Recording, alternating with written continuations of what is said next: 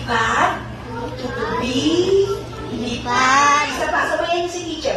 Lipad, tutubi, lipad. Ako ay itlog. Mula ako sa tutubi. Nakatira ako sa malaking tubigan.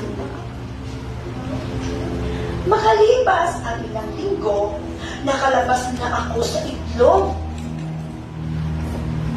Nang may lumapit sa aking mga botete, sinubukan ko silang kulihin.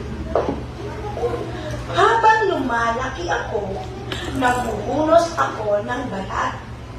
Ilang ulit ko itong ginagawa hanggang sa maging ganap akong tutubi. Pagkatapos, umahon ako sa tubig. Naghunos ulit ako. Tingnan mo ako ngayon. Mayroon na akong 2 pares ng pakpak.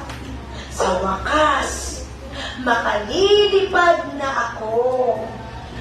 Lumipad ako sa ibabaw at sa pagitan ng mga ulaklak. Mabilis akong lumipad, palapit sa lamok.